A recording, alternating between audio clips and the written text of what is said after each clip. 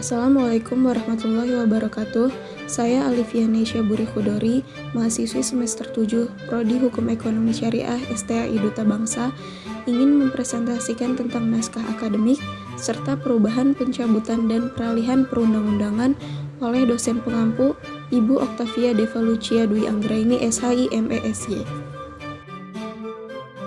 Naskah akademik adalah naskah hasil penelitian atau pengkajian hukum dan hasil penelitian lainnya terhadap suatu masalah tertentu yang dapat dipertanggungjawabkan secara ilmiah mengenai pengaturan masalah tersebut dalam suatu rancangan undang-undang, rancangan peraturan daerah provinsi, atau rancangan peraturan daerah kabupaten atau kota sebagai solusi terhadap permasalahan dan kebutuhan hukum masyarakat. Naskah akademik hanya dipersyaratkan ketika pembentukan undang-undang dan peraturan daerah provinsi atau kabupaten atau kota. Berlaku sebaliknya, peraturan perundang-undangan lainnya tidak disyaratkan untuk memiliki naskah akademik. Naskah akademik harus disusun oleh orang yang ahli di bidangnya. Selanjutnya adalah fungsi naskah akademik. Yang pertama, sebagai landasan akademis yang dapat dipertanggungjawabkan secara ilmiah. Yang kedua, memberikan gambaran mengenai substansi, materi, dan ruang lingkup peraturan perundang-undangan yang akan dibuat. Yang ketiga, menjadi tolak ukur ilmiah yang dapat dipertanggungjawabkan. Yang keempat, panduan bagi perancang peraturan untuk menentukan apa yang akan diatur dalam rancangan tersebut. Yang kelima, mengungkapkan secara tepat permasalahan yang dihadapi masyarakat. Dan yang terakhir, menjadi alat bagi pemecahan permasalahan tersebut. Kriteria naskah akademik. Yang pertama, fokus pada data dan fakta ilmiah. Naskah akademik harus memberikan data dan fakta ilmiah yang dapat menjawab permasalahan atau kebutuhan hukum masyarakat. Yang kedua, memiliki landasan pembentukan. Naskah akademik harus memiliki landasan filosofis, sosiologis, dan yuridis. Yang ketiga, menguraikan alasan penyusunan. Naskah akademik harus menjelaskan mengapa diperlukan penyusunan undang-undang atau peraturan daerah untuk menyelesaikan masalah tersebut. Dan yang terakhir, memberikan rekomendasi. Naskah akademik harus memberikan rekomendasi pengaturan yang dibutuhkan untuk menyelesaikan masalah. Menurut Dr. BHC Handoyo SHMH, dalam kerangka berpikir perancang perundang-undangan akan ada dua kategori dalam merumuskan sebuah naskah akademik, yaitu kodifikasi dan modifikasi.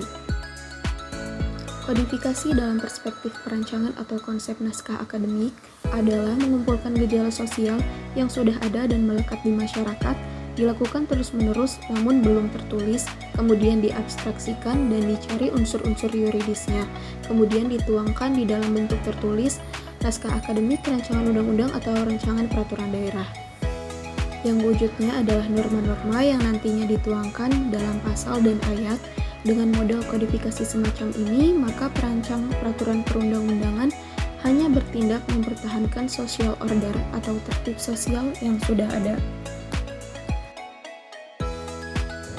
Selain kodifikasi, selanjutnya ada juga modifikasi.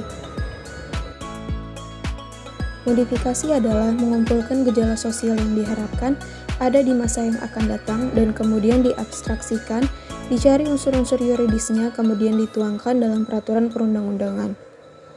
Dengan cara semacam ini, maka perancang peraturan perundang-undangan melakukan rekayasa sosial dan melakukan perubahan ke depan. Perubahan apa yang kira-kira akan terjadi dalam masyarakat? Oleh sebab itu, di dalam pendekatan modifikasi ini, perancangan peraturan perundang-undangan dipergunakan untuk mengarahkan perubahan supaya terjadi secara tertib. Contohnya, perumusan penggunaan helm, undang-undang lalu lintas, dan angkutan jalan. Sistematika naskah akademik. Yang pertama, judul. Yang kedua, kata pengantar. Yang ketiga, daftar isi, yaitu meliputi bab 1, pendahuluan, bab 2, kajian teoritis dan praktis empiris, bab 3, evaluasi dan analisis peraturan perundang-undangan terkait, bab 4, landasan filosofis, sosiologis, dan yuridis, bab 5, jangkauan, arah pengaturan dan lingkup materi undang-undang, peraturan daerah provinsi dan peraturan daerah kabupaten atau kota, bab 6, penutup. Kemudian yang keempat ada daftar pustaka, dan yang terakhir ada lampiran, yaitu bab perancangan peraturan perundang-undangan.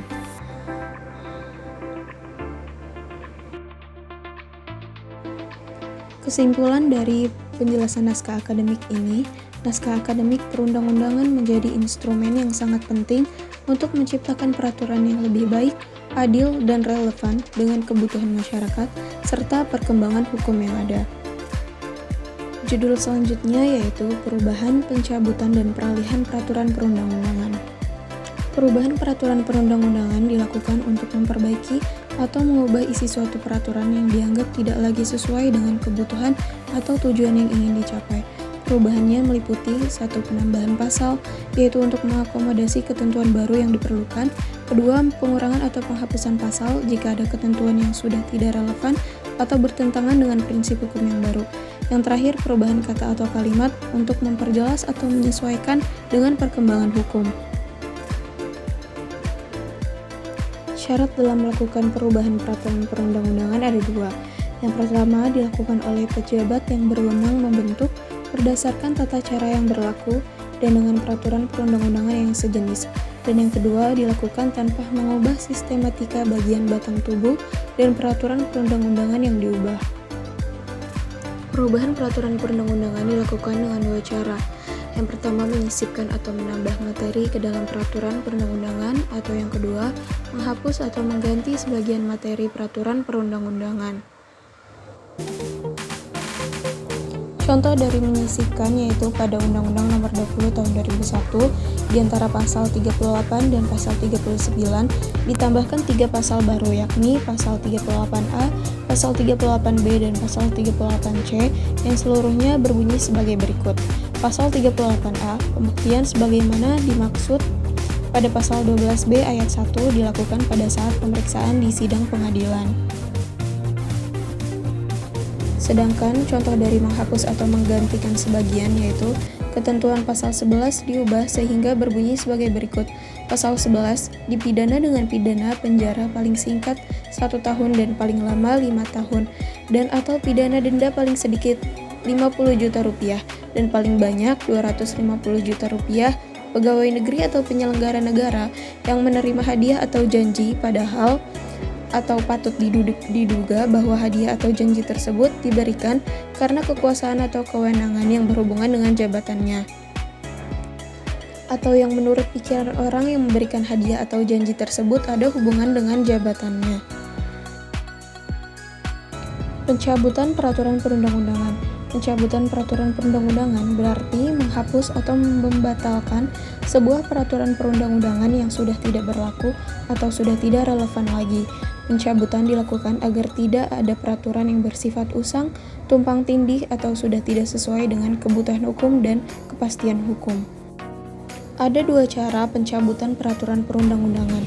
Yang pertama, pencabutan peraturan lama tanpa penggantian dengan peraturan baru. Yang kedua, pencabutan peraturan lama dan menggantikannya dengan peraturan baru. Dalam pencabutan suatu undang-undang yang dilakukan tanpa penggantian, kerangka atau konform dari undang-undang tersebut mempunyai kesamaan dengan perubahan undang-undang, yaitu dalam batang tubuhnya akan terdiri atas 2 pasal yang berisi pasal 1 berisi tentang ketentuan pencabutan dan pasal 2 berisi tentang ketentuan mulai berlakunya undang-undang tersebut. Dalam mencabut suatu undang-undang karena undang-undang yang lama tidak diperlukan lagi dan diganti dengan yang baru, maka undang-undang yang baru harus secara tegas mencabut undang-undang yang tidak diperlakukan lagi. Lalu pencabutan dengan penggantian terjadi apabila suatu undang-undang yang ada digantikan dengan suatu undang-undang yang baru. Dalam pencabutan dengan penggantian ini, ketentuan pencabutan tersebut dapat diletakkan di depan, di dalam pembukaan, ataupun diletakkan di belakang dalam ketentuan penutup. Contoh dari pencabutan undang-undang adalah Perpu Cipta Kerja yang mencabut Undang-Undang Cipta Kerja. Hal ini ditegaskan di dalam ketentuan penutup pasal 185 Perpu Cipta Kerja bahwa dengan berlakunya Perpu Cipta Kerja ini, maka Undang-Undang Cipta Kerja dicabut dan dinyatakan tidak berlaku. Selanjutnya, peralihan peraturan perundang-undangan.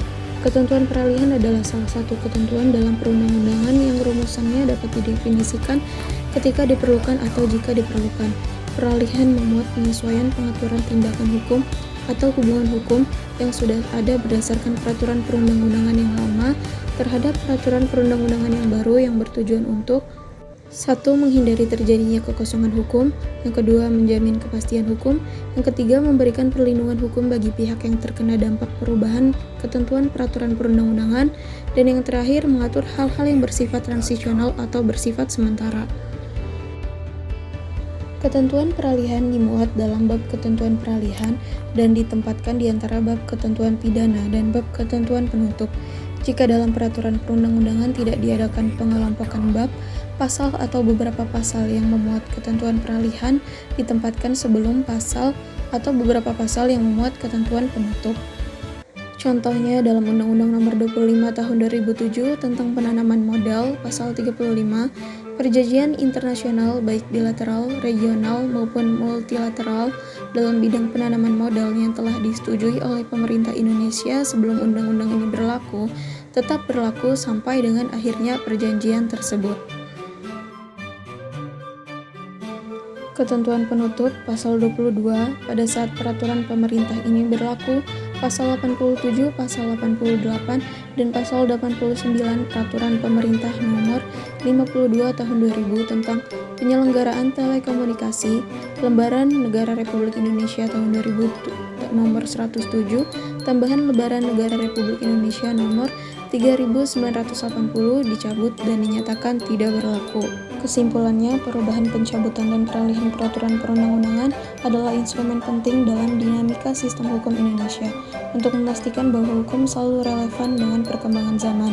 Ketiga proses ini menjaga agar hukum tetap sesuai dengan kebutuhan masyarakat, juga memfasilitasi penerapan peraturan yang lebih efektif dan efisien. Sekian presentasi dari saya, kurang lebihnya mohon maaf. Wassalamualaikum warahmatullahi wabarakatuh.